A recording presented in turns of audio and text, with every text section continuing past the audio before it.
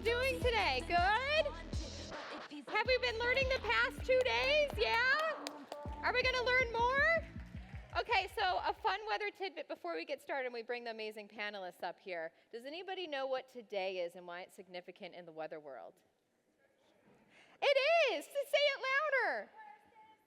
Oh my God, it happens at 4:50 today, guys, the first day of astronomical summer.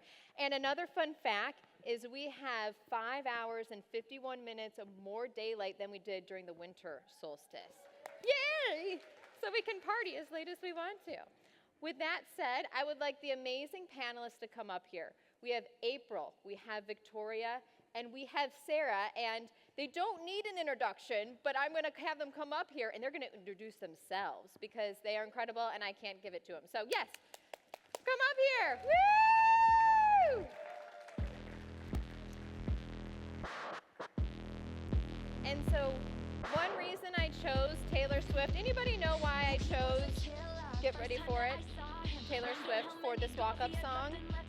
It's because of her amazing community. If you followed her career back in the early days, during her live events and music events, she would actually have family members, her mom, go in the audience and pick different audience members and give them a VIP experience behind the scenes. She's paid off student loans. She takes selfies with people. She's like the epitome of community development. So that's why I chose that song. But now we've got these amazing ladies. Yes. How are you all doing? Good. How are you? Oh, yeah. We're good. How are you? Oh my God, I'm doing great. So I would love every one of you to introduce yourselves really quick. We're going to start with you, April. All right. I'm April Spencer, and I run Spencer's Sugar Shop. I am a home-based business, so I do all of my baking out of my home. I have niched down. I specialize in weddings and then edible corporate orders as well. I've got 3 daughters and a mini farm. There's pigs, goats, ducks, chickens, about anything that you can find. So that is pretty much me wrapped up. April, I want to live with you. Yeah, you do. That's awesome. My name is Victoria Gonzalez. I am the Public Information Officer and Administration Assistant at the Allen County Sheriff's Office. So I handle all of our social, manage our website that Now Marketing designed for us. Yes. And just anything else that's technology driven, I pretty much handle for our administration. Side gig, I also co-host a morning show here in Lima, Mornings with Dave and Victoria on Lima's New Country 92.1 The Frog. Woo! So, so I have a lot of long days, but I love it. And my name is Sara Anderson, and I own Sara's Sweets here in Lima, and it's going on. Yeah, woo! We're gonna hit 9 years of our storefront this December, which is nuts, because that was just like 2 years ago that I opened. And we are a full-service bakery. We specialize in cakes. We do weddings, cupcakes, cookies, bars, brownies, you name it. We have a lot of fun doing specials for all the different holidays and random holidays we make up ourselves to bring business in. I also have 3 kids. Age 9, 5, and 3, so we're pretty busy. My husband is also a lead pastor at a church here in town, so I'm involved with a lot of ministry commitments. So we definitely have a lot of fun, and our weeks are very full. So basically, these 3 amazing women are big deals here, not just in Lima, but the entire world. So I like giving them a round of applause. I feel like all of you are incredible and could conquer the world, like seriously. So I want to talk about community, and I want tactical tips and information that they can share because they all have unique businesses and work for different people. And so I want them to share these with you, so get your notepads and everything ready, and we're going to dive right in. So talking about community building, what has been like a key strategy or principle that you have implemented that has really helped grow that community and made it engaging? So where's Janelle? Yeah, Janelle, over there. Okay, so my kids go to Allen East. Something that has drastically helped my business and something that I truly believe in is my kids go to that school. That's where I graduated from. I moved there my sophomore year. Not to complain about our school, but to make our school better. And Janelle runs the Mom and Dad's Club. And she's the president of it, and they raise tens of thousands of dollars a year that directly goes to help our kids. What helped me is that I wanted to do big sponsorships, but as a one-person business, I don't necessarily always have the funds to be able to do that. The Mom and Dad's Club offered me a $100 spot on the back of their t-shirt. And then they go and they sell these t-shirts for an incredibly reasonably price to raise money for them. And all of a sudden, there was my name, my business name, on the back of hundreds and hundreds and hundreds of t-shirts at school sports, at the athletic events, at the Allen County Fair. Doing things like that with the school, getting in with your school, getting in with the clubs, helping them help you is a giant, giant thing. After that, I started to go in and do teach art classes. Every quarter, I go into the 6th grade art class, and I teach a free cookie class. How many of you have kids in school? How many of you have kids? Okay. How many of you volunteer your time that directly connects with your business? Not a field trip, not anything like that, but directly implies or goes with your business. Y'all are missing out. You're missing out. Allen East necessarily isn't where a lot of my orders come from, but it is where my biggest cheerleaders come from. It is the people that have seen me since I was in high school, then when I did drugs, then when I got better, and now that I'm a stay-at-home mom, work-from-home mom, they have seen that entire process. And there is nobody on the planet that goes to bat for me better than that school and those kids' parents. And it's great. It's a place that you guys pour that into. And it doesn't always necessarily have to be money. It can also be your time with like free cookie classes. Advertising. They've got advertising classes in there now. There's so many things that you can do. Go to your kid's school, message the teachers, message the superintendent, find a way to get in there, and you will have an incredible support system. I love that. I'm going to piggyback off of what you said, April, because I go in and teach science classes, and it's so much fun at my daughter's school. So I love that you mentioned that. They're fun. Kids are fun. Yeah, They're not scary. Well, high schoolers might be scary. I stick with 6th graders. They think you're cool still, and they like you. So maybe stay a little bit in the younger grades. All right, so now Victoria, so Sheriff's Office. This is Yeah. a completely different type of community, I feel like, and how you create that. It really is. So we have a built-in audience, but the thing is our audience is very divided. They either love us or hate us. Because typically your interaction with a deputy is probably not your best day. When you call 911, it's probably not your best day. So once Sheriff Triglia took over, the focus was, on social media, because that's where a lot of people turn to. That is a community in and of itself. So with us, it became a lot of going back to that storytelling. And sometimes it's something as simple as, hey, this deputy was working this event, and he swore in this little boy who wanted a badge but knew that you just didn't get a badge to be a sheriff. And sometimes that story's not so great. Sometimes it is an inmate broke out of the state prison, and now we have to help. It's our deputy was shot in the face. So sometimes that story isn't so great, but being transparent and just being there and letting people know, hey, our deputies, our 911 operators, our corrections officers are more than their badge has really kind of helped grow who we are as a community. And I know, we're all here and we like the engagement. Well, I work for a bunch of not so technologically advanced men, so they like seeing the likes. So, over the course of the past 5 years, we've grown from about 11,000 Facebook followers to now we have over 30,000 followers. Woo! Which That's was something not to easy. Thank celebrate. you. Yeah. And we have a Twitter, we have Instagram and stuff. So for us, about that community was growing and getting us out there to you, because when you see us in your real life, it might not always be the best day for you.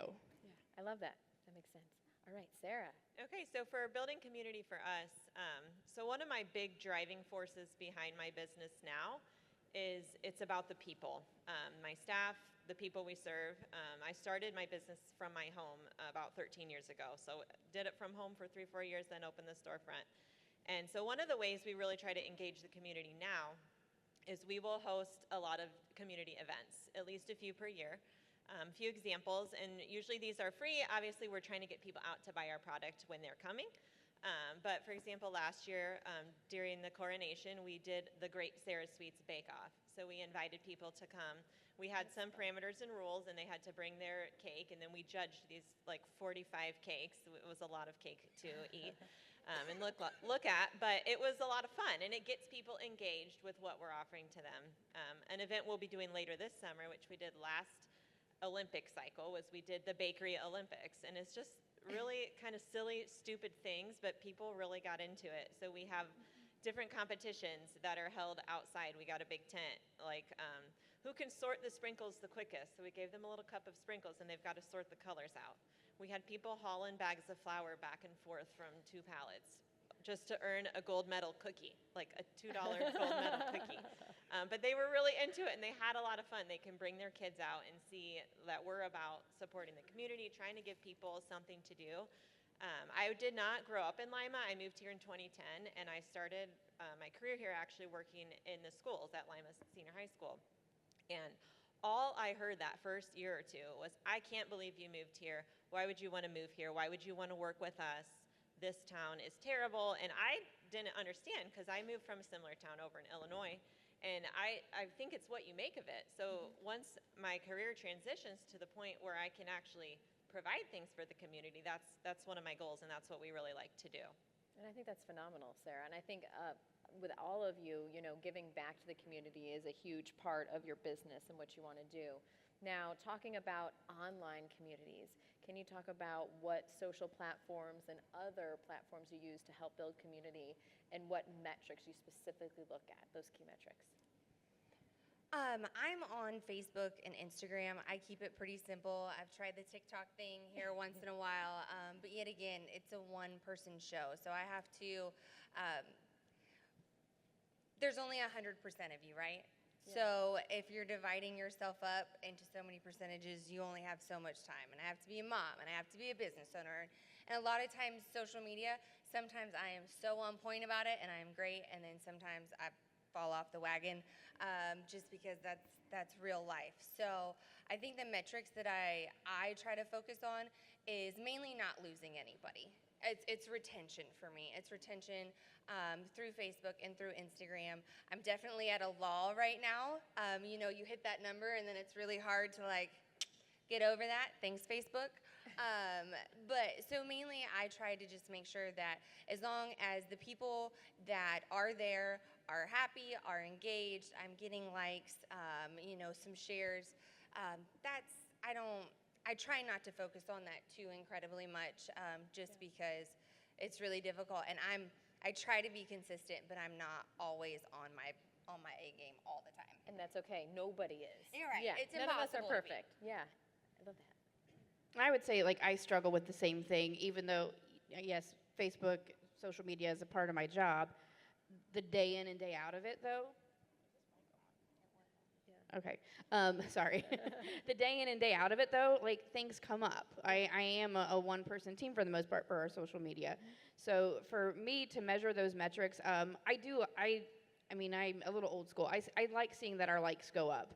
To me, our engagement it's kind of natural because of who we are. Yeah. So, as long as we are getting, we have 102,000 people, I think, in this county. So, until we're at that point, we still need to keep growing. I want everybody to be on our social media page because, we are the biggest law enforcement agency in the county. So for me, it's still looking at those likes. And then when we post something, especially something positive, I love seeing the amount of people that come on just to congratulate our deputies or say good job. I think recently we had one of our deputy who's a power lifter, and he lifted, I don't know, it's a whole bunch of weight. I didn't know. They sent me the picture, so I was like, cool, we'll post it.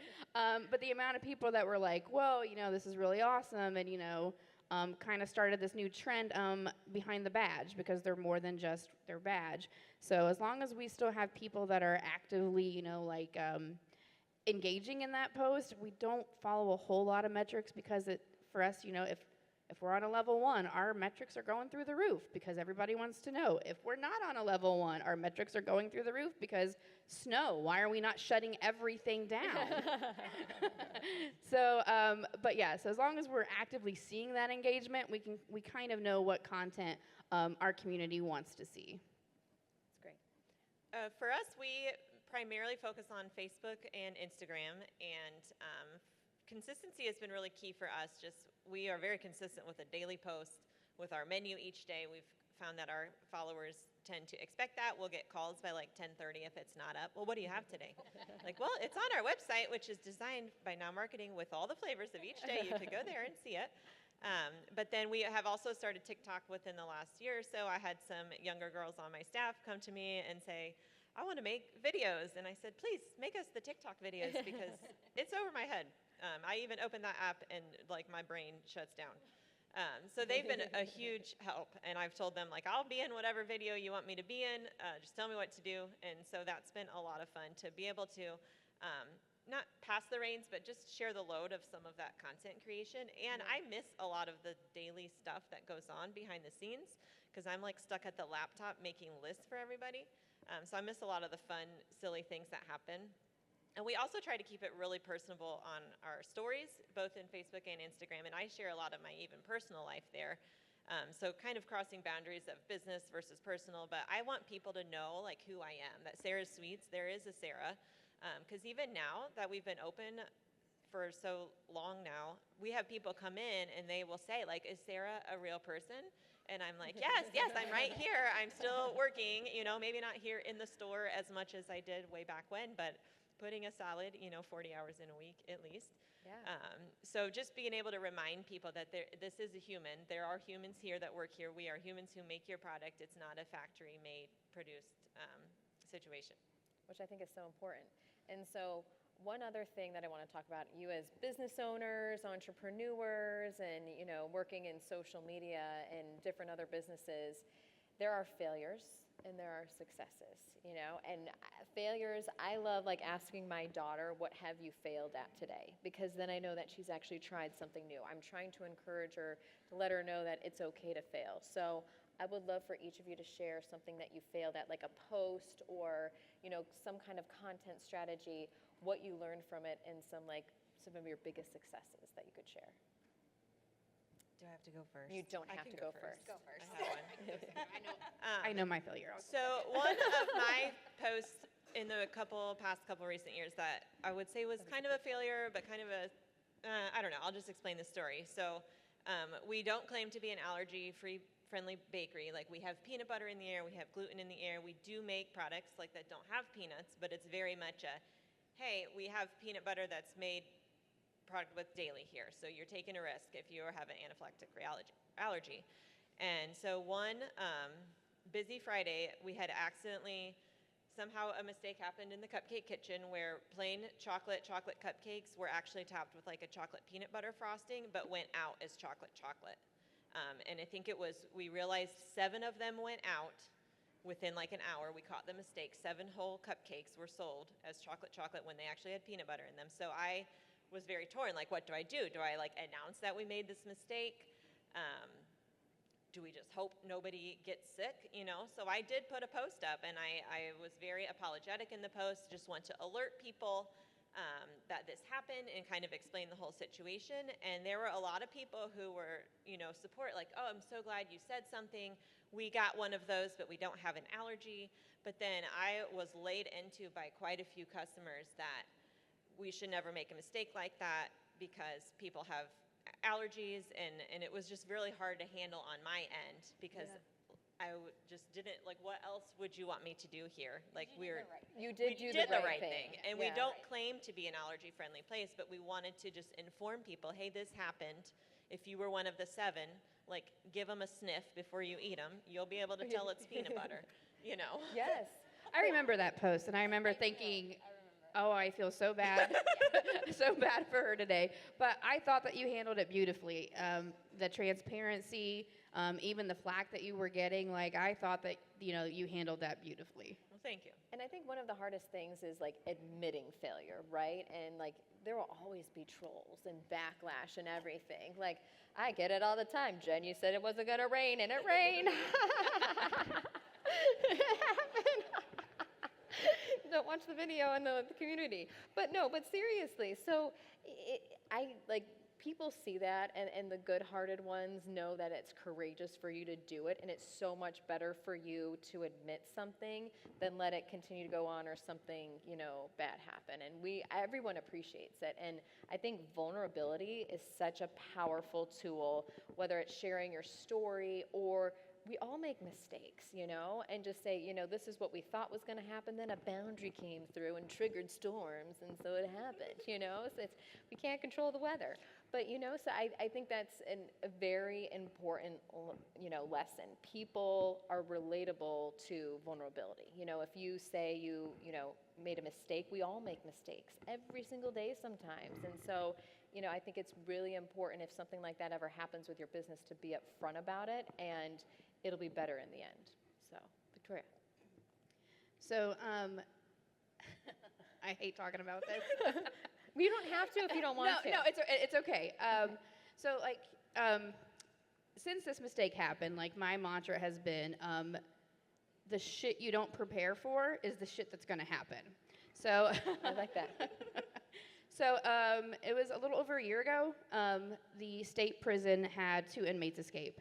So obviously, they had been gone for over 24 hours. No one knew where they were at. We didn't know if they were out of state or not, so of course the sheriff's office is involved, even though it's a state-led investigation. Yeah. There were news cameras, there was, all the things, and it wasn't our investigation, so it wasn't something that I could sort of lead the media pool on. So I just had my little iPhone out there, and I'm, Facebook living this press conference. I didn't have a microphone. And how dumb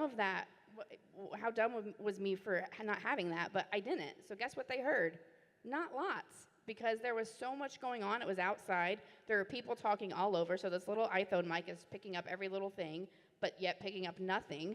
And we got tore up in the comments about it. And to be fair, we should have. That was, I didn't have the foresight to think, oh, well, if something like this happens, I need to have a microphone. So needless to say, I did get the microphone, because then the very next day we teamed up with our local media to do a live press conference right outside the sheriff's office, because people were concerned about their kids. One of these escaped inmates was a murderer. So we were going to make the recommendation on what to do for school. So the sheriff is live with Holly Gaiman, our local news anchor, and I'm like, oh, cool, I'll just Facebook Live this right now, that way he doesn't have to say it again. Well, there was a microphone, but it wasn't mine, so in the shot, they're like, the microphone's not even hooked up, because it was Holly's microphone, but people weren't understanding what was going on. So, yeah, that was like the worst day of my life, and It's okay. The other part, side note, one of the escaped inmates was in prison because he robbed our place. Oh my God. So it was not fun. So my chief deputy was like, hey, and I was like, can we talk about this like Monday? I just need a few minutes. So then Monday came around, he came to my office. I was like, I already have it all ordered. It'll be here tomorrow from Amazon. So, but like not having a huge background, never having to gone through like a large media pool like that where I wasn't in control, I didn't know what to do. I didn't know what to expect, but now I do. And I think that's a big point to take home when it comes to the pandemic or something else happening, always having a crisis plan, because I've worked at numerous companies that don't have a crisis plan, and you should always list out, okay, what would be the worst case scenario that could ever happen to our business, and how could we combat that? Like what would we do? You need to have that plan always, because you never know. I mean, it could happen tomorrow. So yeah, well, I'm prepared now, so there we go. Victoria, you're awesome. Mm-hmm. I think for me, I did a beautiful wedding at a venue that I had never been to before. At that point, it was so serene. It was a couple years ago now. It was a beautiful spread. The cake wasn't normally what you would consider a regular cake. They went a little off script, which is kind of what I specialize. Weird wedding cakes, or definitely not completely white. Definitely something fun. It was my most viewed video that I, to this day, have ever had, and people hated it. People hated the cake. They hated it so much, they called it ugly. They're like, oh my God, if I was the bride, I would be so devastated. My bride loved it. It is exactly what she wanted. It's exactly what we drew up. It's exactly what she wanted it to be. And that's my customer. That was, I wanted to crawl in a hole and die, but it wasn't her that was upset. And that's what my main focus needed to be on, and not other people's comments on the video that were telling me it was horrible. Because the person who bought the cake, who paid me, the one that I needed to care about, she loved it. And I needed to go back and reflect on that every time a mean comment came up and been like, well, she liked it. But that's all that matters. Right, and that's what was mattered, but that's right. That's the evil of social media, right? Is that, they don't care that my bride loved it. And not being sassy and commenting back, like not being like, well, she loved it, so suck it. That doesn't work, right? I wanted to. My reply was, everybody has their own feeling. I tried to very PG it. And I will be honest, there were some really hateful ones that came across, and you best believe I blocked them. Good. I do that. My page is a safe spot. Like, I don't care. You can say that you don't like something, but you don't comment on my bride and tell me that her taste is horrible, or that people get nasty. And, you can direct those comments at me and say that I didn't do my job correctly, but you don't get to come after my your couples customer.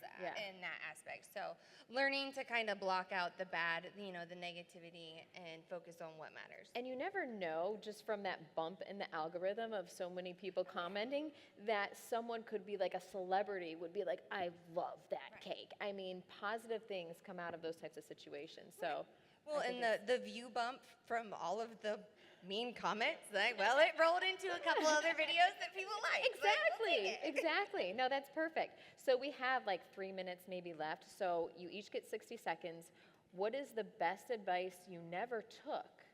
And also, what are some key tools that you use in your business? Whether it's a scheduling tool, it's something for community management, or something completely different that has really been a game changer for your company, like behind the scenes that other businesses here could utilize. In the wedding industry, I use HoneyBook. It automates all of my stuff for me. It does my contracts. It does my phone scheduling. It does all of that stuff. It lets my couples go to one place and have access to all of their accounts as well. It takes a lot, as being a one-person business, it takes a lot of that stuff out. So I can check the date, automatically send an email, a phone consultation, my price menu, all of that stuff.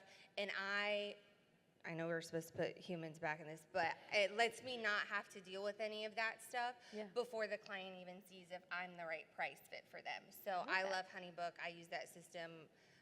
If you are in the wedding industry or do anything with contracts, photographers, anything like that, that is definitely a system that you should use. I love that. That's perfect. I just do it old school. I schedule my stuff right on Facebook. That works for me. We don't have a lot of platforms. We really just use Facebook and Instagram, and I just share simultaneously between the two. But one thing that I think is my bread and butter that I go to a lot is there is this social media group, this Facebook group, that it's a private group, and you have to be in government social media. So for me, I love that.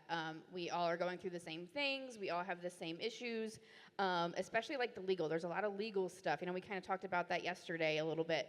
There's a lot of legal stuff with the First Amendment and social media for any government agency. So just having that group, that think tank is something phenomenal. It'll just when I had my big mistake, I got on there and I was like, hey, this is what I did. Look at the content, see what you guys would do different. And they did. They gave me feedback. Same thing when we were doing our website with Now Marketing Group.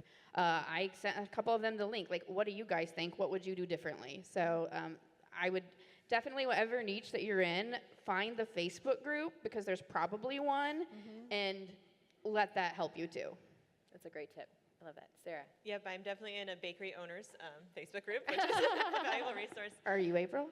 I'm in a home bakery one. There you go. Yeah, Yeah. like It works. But my biggest tool I would say that I've used over the years is just my POS system, Square, and they've really developed additional products along the way that have supported my business with online ordering, especially for us. Like once I've got that set up and figured out, it's so nice to like wake up in the morning and see that we made $300 while I was sleeping, you know, because somebody ordered their graduation cake online. And then they've also got email marketing, which I know email marketing is not thought of or talked about as much, but I try to send an email out every time we have one of those events or a big holiday, and it blows my mind to see like, okay, 10,000 emails sent, 4,000 emails opened, and then it even breaks down like my sales attributed to the emails, and it will be like, oh, you made $8,000 from sending that email. I mean, we had to go make the product and sell the product, but it's good for me to see those numbers and realize like, oh, this is working, because I don't use any paid advertising on Facebook or Instagram because I feel like it's just hard to know what works, and you know what? There's a guy that's going to be talking about it this afternoon. His name's Tony. He's going to help us out with that one. Well, hopefully I will learn something. But at least with the emails, and we do have a lot of our customers that aren't on social, and they will be bummed because they missed something. And I say, well, I post about it on Facebook. Well, Sarah, you know I'm not on Facebook. You got to call me. I'm like, I'm not calling you every time. Do something different. So the emails do help because they land in the inboxes of the people who maybe aren't on social. Email marketing is huge. I'm going to leave with this tip because social media is great at growing your audience and growing your community, but you don't own those channels. Like I know so many people that have millions of followers on TikTok, on Instagram, and for some reason they posted something and the algorithm picked up on a word or a phrase and it's been shut down. And some of them haven't been able to recover it. So having that email, list, that's the biggest thing because you own that email list. So yes, growing on social media is huge, but I love that you brought that up because having a large email list that you own, you can bring that with you anywhere, no matter if your social channels, go down or not. So. And I'd rather less people see my posts and whatnot, but if they're the people who have the money in their hand, like that's who I care about. I mean, I care about everybody, but I got to pay the bills. We understand. You're in a safe group right here. I love it. Well, can we give all of these three amazing ladies a round of applause? Because they are badass business owners, social media mavens. They are absolutely incredible. Thank you all for being here. Like, you make Lima, Ohio just a wonderful place. So you are incredible. Thank you.